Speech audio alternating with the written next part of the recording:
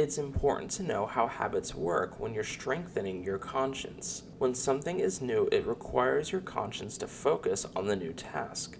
With repetition, your subconscious takes that task and encodes it as a trigger, routine, and reward. Now, whenever your subconscious reads the trigger, it will execute the task and expect a reward. This process creates a very efficient system where your subconscious develops a database of automatic tasks. Most people think of habits at a very basic level: brush your teeth before you go to bed, or make your bed before you leave your room in the morning. But habits are so much more than that. You have habits that dictate how you react when you're angry. You have habits that control how you feel when things don't go your way. You have habits that influence what you think when certain people talk.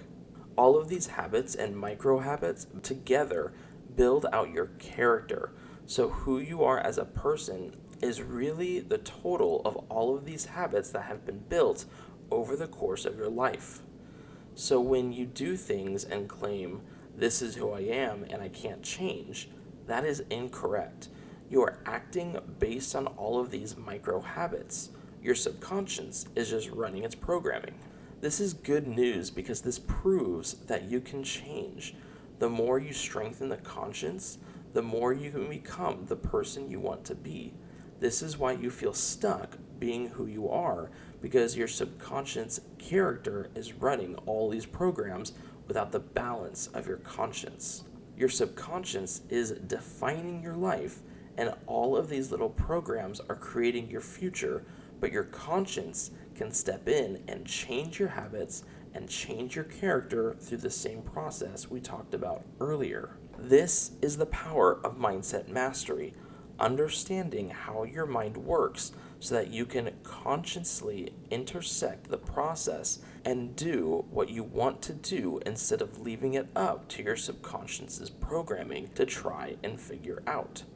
This is why strengthening your conscience is so powerful, because you can recreate yourself into who you need to be in order to create the life that you want. So, how does this translate into your day to day?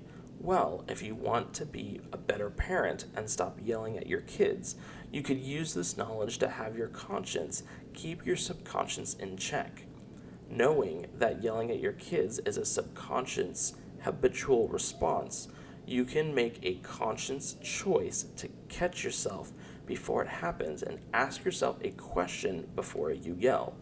The conscience interrupts the subconscious pattern and allows you to do what you want to do. There is a distance between the stimulus and the response where you can insert a conscious decision in between and take control.